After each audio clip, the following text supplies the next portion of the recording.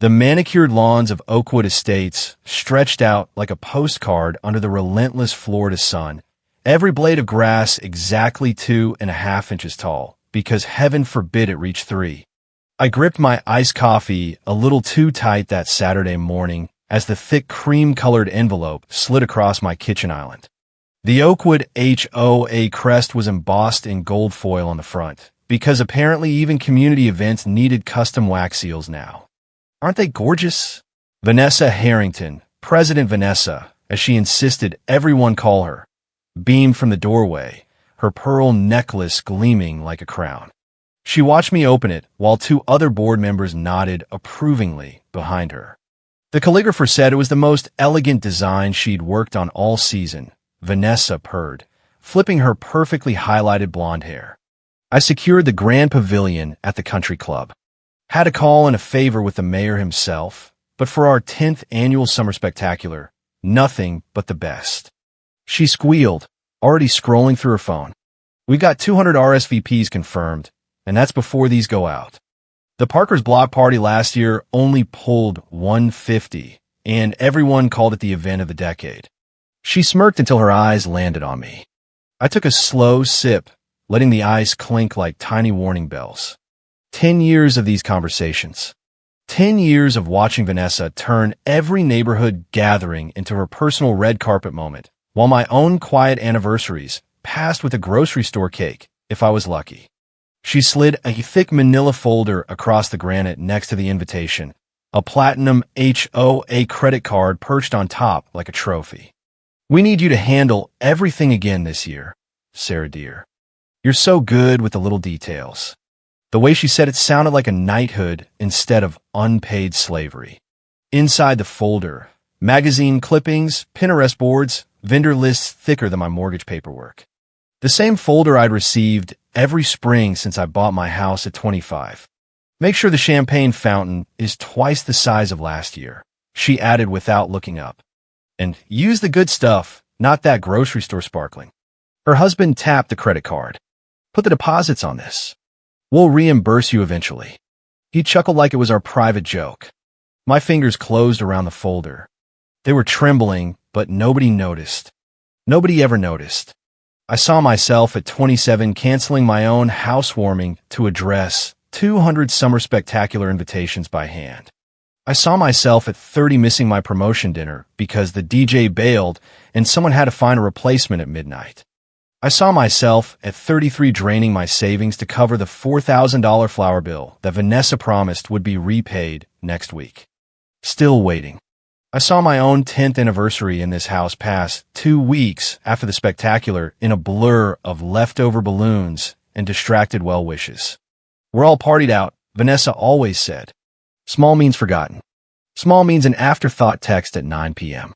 Small means nothing at all. Sarah, did you hear me?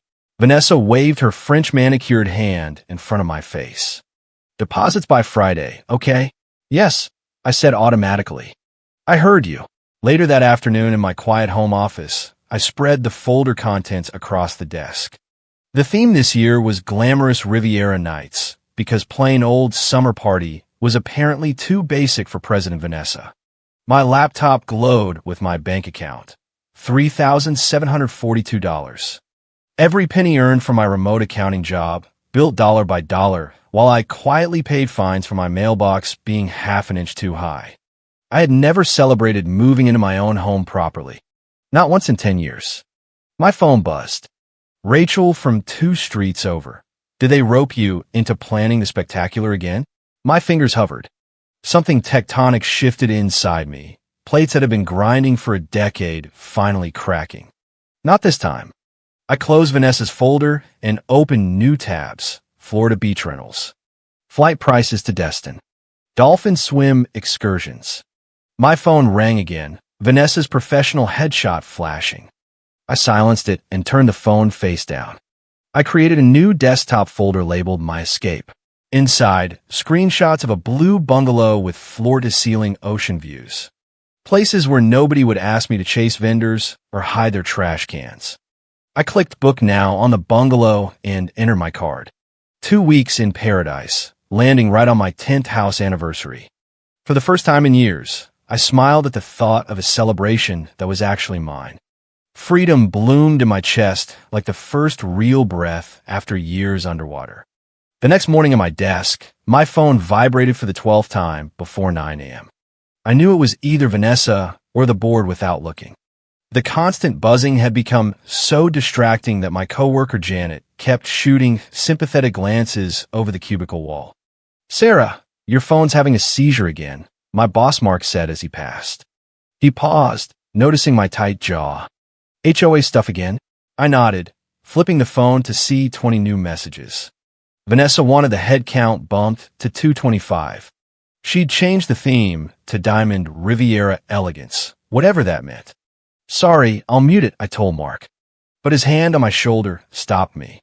"Take 10 if you need to. Your reports are always early anyway." The second he left, Vanessa's face lit up my screen. I stepped into the break room and answered. "Sarah, darling, I've been texting all morning," she said without greeting. "Call the caterer now. We're adding 30 more guests, and I want those lobster puffs the Johnsons had at their anniversary." "Vanessa, contractor already signed. Adding 30 will cost. Money isn't the issue, dear. This is the community's special night." The kitchen door swung open. Janet saw my face and backed out fast. I lowered my voice. The budget was already at $8,000. "Who's covering the extra? You can put on the card we gave you. Your board will settle everything after." Like last time. The words slipped out before I could stop them. "Sarah Thompson, I don't appreciate that tone." "Oh, and I'll swing by your office at lunch with fabric swatches for the table linens." She hung up before I could protest. I gripped the counter, breathing through my nose. After lunch and another hour of Vanessa comparing swatches to her vision board, I slipped into the restroom, locked the stall, and let my hands shake. That night, I pulled out old neighborhood photo albums from the closet. Page after page of Vanessa's summer spectaculars. Rented ballrooms, hire bands, weekend getaways for the VIP board members. I flipped through my own journal, entries painting the same painful pattern. April 18th, 2015, my house anniversary today. HOA meeting ran long. Vanessa said we'd celebrate next week, but forgot. April 18th, 2016, nobody remembered. Board gave me a $20 Starbucks card when I mentioned it. April 18th, 2017, Rachel brought cupcakes. At least someone did. I slammed the journal shut and texted Rachel. "Remember that Florida trip we joked about? I booked it for my anniversary. For real this time. I'm done." Her reply came instantly. "Finally. It's about time you did something for yourself." I'm in. 2 hours and half a bottle of wine later, Rachel sat cross-legged on my living room floor, laptop balanced on her knees. "You're really going to let the spectacular crash and burn while you disappear?" I nodded, pulling up the fake vendor contracts I'd spent the evening forging. I already emailed the board confirming everything's on track. They trust me completely. God, they have no idea. Rachel raised her glass to the real anniversary girl. The next morning at work, Michael from accounting leaned over my cubicle. "Got a minute?" In the break room, he showed his phone. "Heard about your Florida plan," from Rachel. "How about expiring airline miles? First class upgrade for the anniversary girl?" Unexpected tears stung my eyes. "Michael, you don't have to, please. It's either you or my mother-in-law complaining about champagne again." Confirmation already sent. That night, texts poured in. Aunt Susan heard I was finally doing something for myself and offered to cover the dolphin excursion. Rachel, Michael, and my old college roommate Lisa all sent their tickets. The contrast between these real friends and the HOA's endless exploitation felt like stepping out of shadows into sunlight.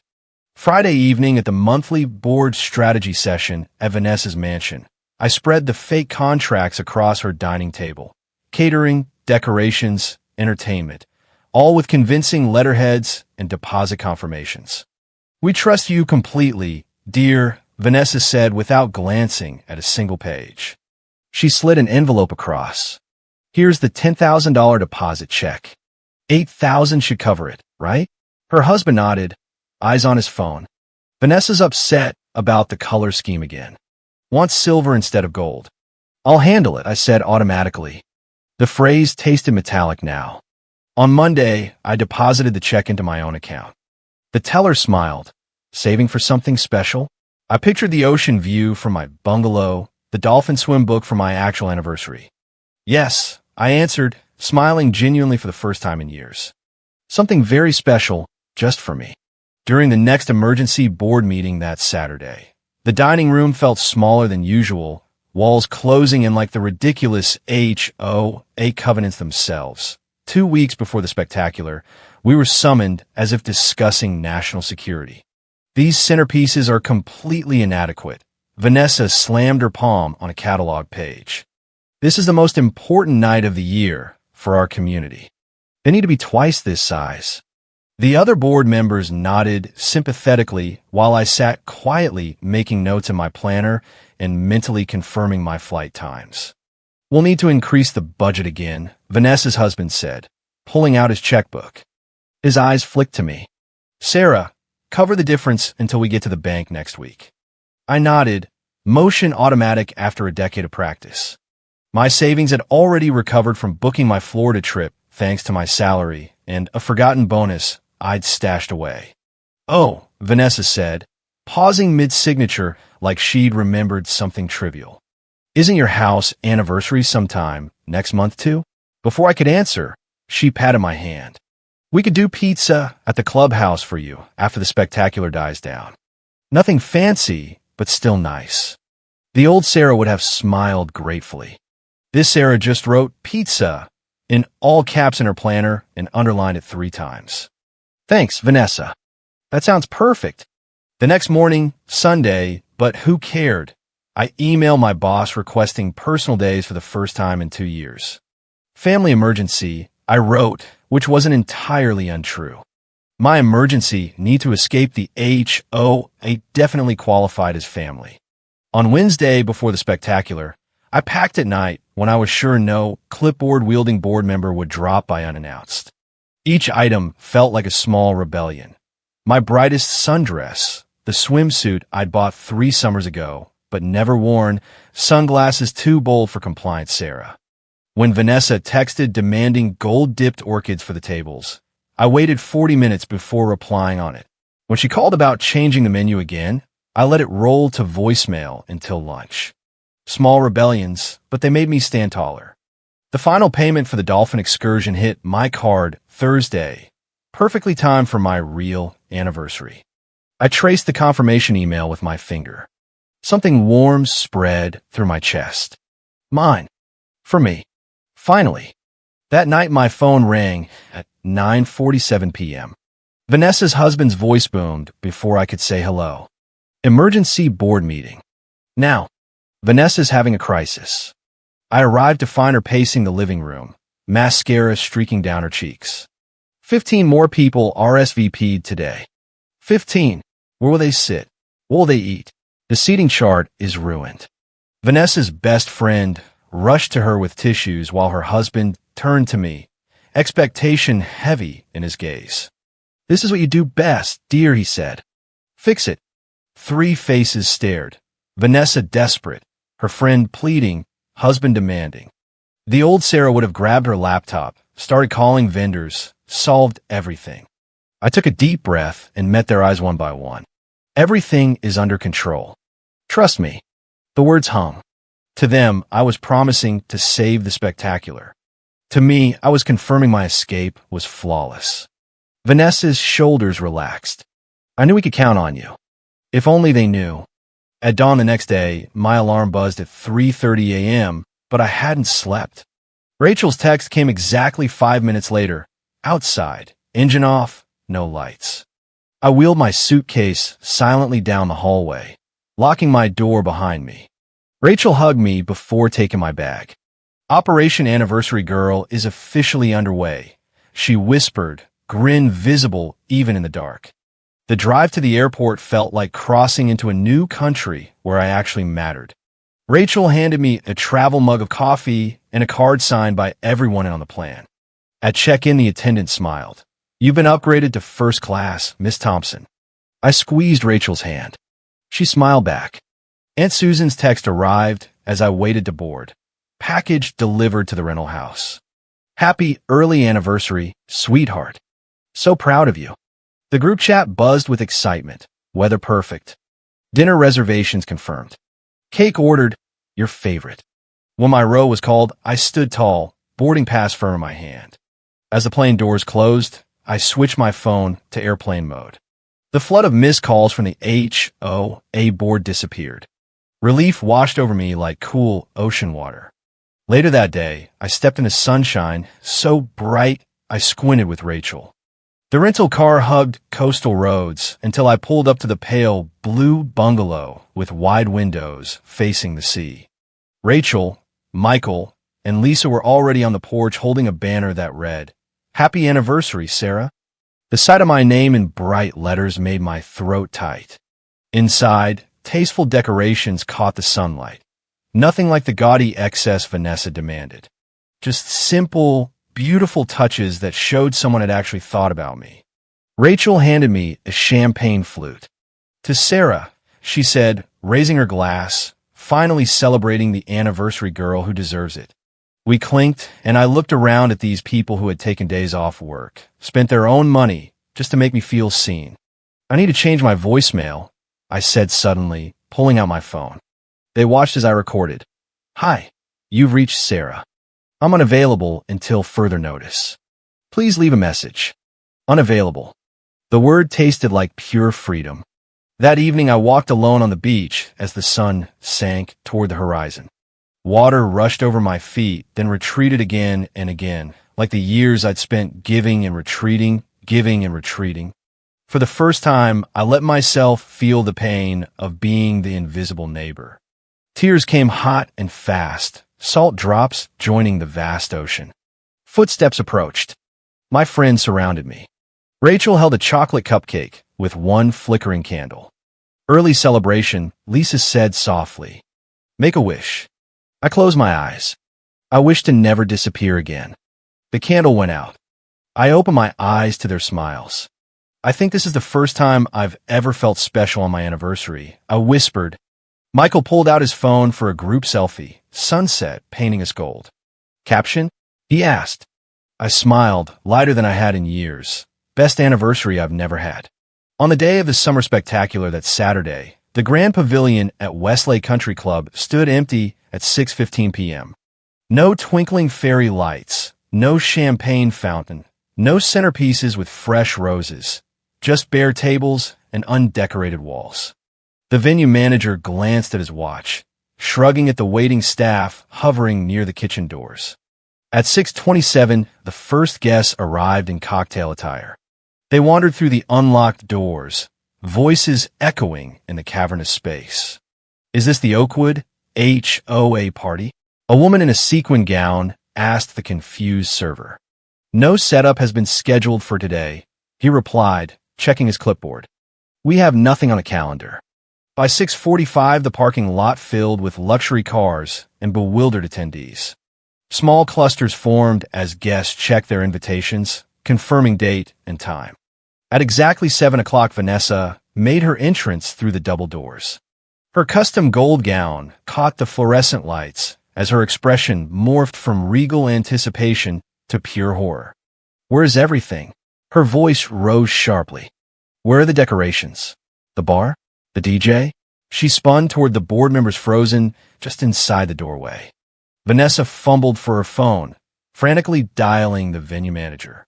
There must be some mistake, she said, voice trembling as the manager approached. We booked weeks ago. Our coordinator handled all the arrangements. I'm sorry, Mrs. Harrington, he said, reviewing his tablet. We have no record of any reservation for tonight. Nothing has been booked and no deposits were placed. Vanessa's husband stepped forward, reaching for his wallet. There's been a misunderstanding. I can pay now, whatever premium necessary. The manager's expression stayed professionally sympathetic. Sir, we're fully booked tomorrow with a wedding. No staff scheduled tonight. No catering prepared. The decorating crew isn't here. There's nothing available. Outside in the parking lot, Vanessa screamed into her phone. Sarah, answer your damn phone. What have you done? Her mascara ran in black rivers down her flushed cheeks. She stabbed at the screen again and again, each call going straight to voicemail. Vanessa paced between confused guests. Phone pressed to her ear. "Sarah, this is your president. Call me immediately. The spectacular is there's been some kind of just call me back." Her voice cracked as she hung up and redialed. Maybe she had an accident, her husband suggested, loosening his tie as sweat beaded on his forehead. Should we call the hospitals? I posted the invitations on the community page last week. Vanessa wailed as friends awkwardly patted her shoulder. Everyone will know our night was ruined. Vanessa gathered herself, addressing the growing crowd. We're moving the celebration to the clubhouse. Please follow us there. But guests were already drifting toward their cars, muttering excuses about babysitters and early mornings. By 8:30, Vanessa sat on the clubhouse couch, scrolling her phone and sobbing. Marissa already posted about the spectacular disaster. It's all over the neighborhood app. Meanwhile, in Florida, I stretched out on a massage table as gentle hands worked knots from my shoulders. Ocean waves provided the soundtrack through open windows, and I hadn't touched my phone in hours. Best anniversary gift ever, I murmured as the masseuse hit a particularly tight spot between my shoulder blades. In the beach house kitchen, Rachel screened my messages, fielding the 20th call from Vanessa. Still no answer. She told Michael and Lisa, who had arranged a birthday, anniversary, breakfast tray with fresh fruit and mimosas. Should we show her any of these? Michael asked, holding up my buzzing phone. Rachel shook her head. Not yet. This trip is for her only. Days later, on my actual anniversary at sunrise with my friends, I posed with my mimosa against the brilliant orange sky, salt spray in my hair, and genuine joy on my face. Rachel captured the moment perfectly. Caption? She asked, showing me the photo. I thought for a moment, 10 years later, finally celebrating me. Within an hour, notifications flooded my account. Co-workers, high school friends, distant neighbors left comments. You go, girl. About time. Wait, isn't this when the big spectacular was supposed to be? Looking happier than I've ever seen you. Aunt Susan's comment appeared prominently. So proud of you for finally putting yourself first, sweetheart. Happy anniversary. Later that day, after we swam with dolphins, I switched to Vanessa's profile to find a stream of sympathetic messages beneath her tearful selfie captioned, "Worst night ever." Her replies revealed the truth. My selfish neighbor abandoned her responsibilities and deliberately sabotaged everything after we trusted her. How could she? By evening, I checked my phone again. The banner showed 60 missed calls, 120 texts, and countless neighborhood app alerts. My friends watched nervously as I scrolled through the first few vicious messages from aboard. Ready for anniversary cake? Lisa asked, sliding a small chocolate cake toward me with a single glowing candle. Michael snapped the photo, me smiling behind the flickering light, ocean sunset in the background. Caption for this one? Rachel asked. I looked at the image, at the genuine happiness in my eyes. Just worth the wait. As I posted it, a message popped up from Kelly, a neighbor I hadn't spoken to since the last fine. I always wondered why the board treated you differently. Good for you, Sarah. I turned off my phone and slid into a drawer. Let's go swimming, I suggested, rising from the table. The weight of a decade lifted from my shoulders as we raced toward the moonlight waves. Whatever storm waited back home could wait. Tonight belonged to me. The day I returned from my anniversary trip, my phone buzzed to life as the plane touched down. Notifications flooded in like a digital tsunami. 3 voicemails from Vanessa's husband, 7 texts from Vanessa, and an email from the board with the subject line in all caps.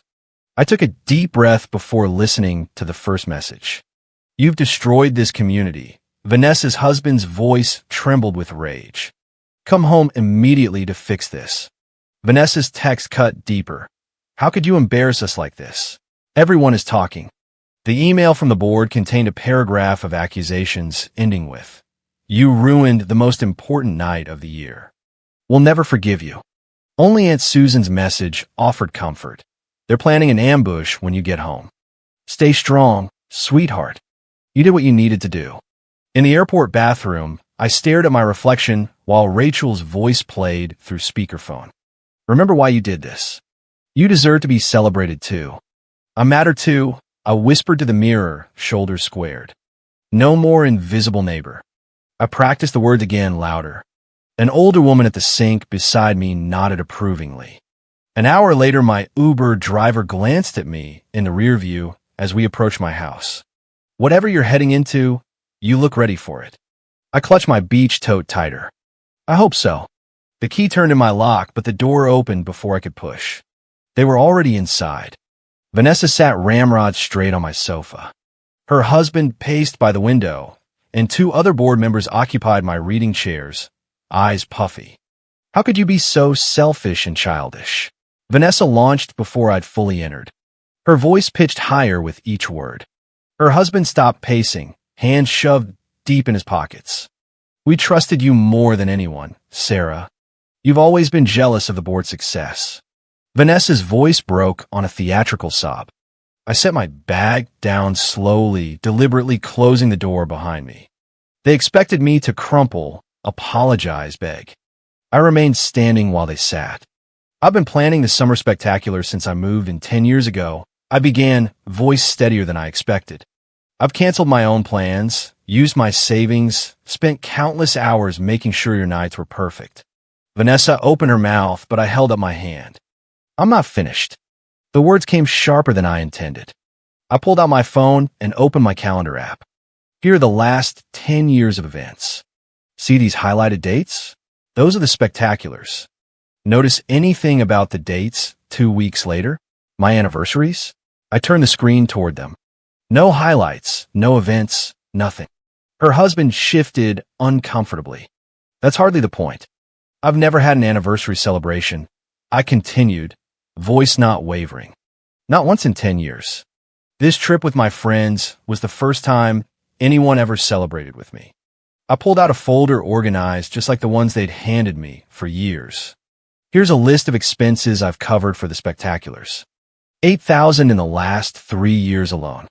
Money I was promised would be reimbursed. The silence stretched thick and uncomfortable. Anniversaries aren't important at your age anyway. Vanessa finally said, waving her hand dismissively. Her husband's face hardened. After all we've done for the community, this is how you repay us? By humiliating the board in front of everyone we know? You've always been the boring one, Vanessa sniffed. Who would even come to your little celebration? Their words hung in the air, revealing the truth I'd always suspected. I felt something inside me snap clean like a rubber band stretched beyond its limit. I spent my anniversary with people who actually celebrate me, I said quietly. People who see me as more than just the board's backup planner. Vanessa blinked rapidly, surprised by my calm defiance. Her husband's mouth opened and closed without sound. I need my spare key back, I said, holding out my hand to Vanessa, who fumbled in her purse, suddenly unsure. From now on, my anniversary will be acknowledged just like the spectacular. I kept my voice even as the key dropped into my palm. Either we rebuild this neighborhood with mutual respect, or we don't have one at all. You can't be serious, her husband sputtered. I am completely serious. I moved toward the door and opened it wide. I think you should leave now. They rose slowly, disbelief etched across their faces. Vanessa paused in the doorway. We should discuss this when you're thinking more clearly. I've never thought more clearly in my life. I met her gaze without flinching. One by one they filed out. Vanessa threw a final glare over her shoulder. I closed the door firmly and slid the deadbolt into place. In the sudden quiet of my house, I pressed my back against the door and slid down until I sat on the floor. My hands trembled as the adrenaline ebbed. But for the first time in years, the trembling didn't feel like weakness. It felt like freedom. A year later, during my anniversary party, the doorbell chimed as I adjusted the string of twinkling lights draped across my living room. My house, once a quiet utilitarian space, now burst with color, vibrant yellows and coral accents that would have terrified the old compliant Sarah. I smoothed my hand over my new haircut, I'd finally had the courage to go shorter with caramel highlights framing my face. Anniversary girl. Rachel swooped in with a homemade cake, followed by Michael and 3 other neighbors who had quietly started siding with me after the spectacular disaster. Behind them stood Aunt Susan, clutching a wrapped package tied with a satin ribbon. "Look at you," Aunt Susan said, giving me a proper once-over. Standing tall, taking up space. I caught a glimpse of myself in the hallway mirror. She was right. My shoulders no longer curved inward. My smile reached my eyes. What a difference a year makes. Rachel raised her glass, champagne catching the light. To the years Sarah found her voice, and to many more anniversaries celebrated exactly as they should be. The glasses clinked together in my small but tastefully decorated home. Pictures from Florida hung prominently on the wall, tangible proof of the moment everything changed. My therapist would call this progress, I said with a laugh that came easily now. Dr. Whitman helped me understand that one act of self-respect could ripple through every aspect of my life. Since standing up to the board, I'd earned a promotion at work, asked for a raise, started dating again. "Your old president called me yesterday," Aunt Susan said quietly as the others chatted across the room. She wanted to make sure I'd be here. The anniversary card from Vanessa arrived 3 days ago, on time, with a handwritten note that said simply, "Thinking of you. Baby steps." Her husband still struggled with our new dynamic. Last month he asked when I'd get over this phase. Vanessa surprised me, though. After 6 months of silence, she texted, "Do you want to get coffee sometime? We're rebuilding on new terms." Slowly. "Present time," Michael announced, piling colorfully wrapped packages on the coffee table. I unwrapped each thoughtful gift, books I'd mentioned wanting to read, a delicate bracelet, concert tickets. Aunt Susan handed me her package last. Inside lay a silver frame holding a faded photograph of 25-year-old me blowing out candles on a small cake the week I moved in. "I took this before the board decided the spectacular should always take precedence," she explained. A note tucked behind the photo read, "There was always someone who saw you. Never forget your worth." My throat tightened. I blinked rapidly as I placed the frame next to my Florida photos. "What do you want for your next anniversary?" Rachel asked, refilling my glass. "Just this," I answered. "Presents over presents." Yesterday at work, I noticed Jessica, the new neighbor, apologizing constantly during the community meeting. I invited her to lunch and shared my story. "You're allowed to have opinions," I told her. "You're allowed to take up space." In my nightstand drawer lies my journal entry from last week, the year I stopped disappearing. Later, after candles and cake and laughter, I stood alone on my small balcony. The Florida photos hung visibly through the window. On my refrigerator calendar, 2 dates were marked with equal prominence. My anniversary and the new, smaller community gathering the board had finally agreed to share planning for. My phone rang. It was Vanessa, probably calling about the next board meeting. "Sarah, can you help with the decorations for the retirement event? You're so good with those details." I took a deep breath. "No, I can't help with that. I have my own plans that day." The line went quiet. For the first time, the silence felt like victory. And somewhere in the distance, I could almost hear the ridiculous HOA signs rattling in the wind, their power finally cracking just a little. The neighborhood would never be the same, and neither would I.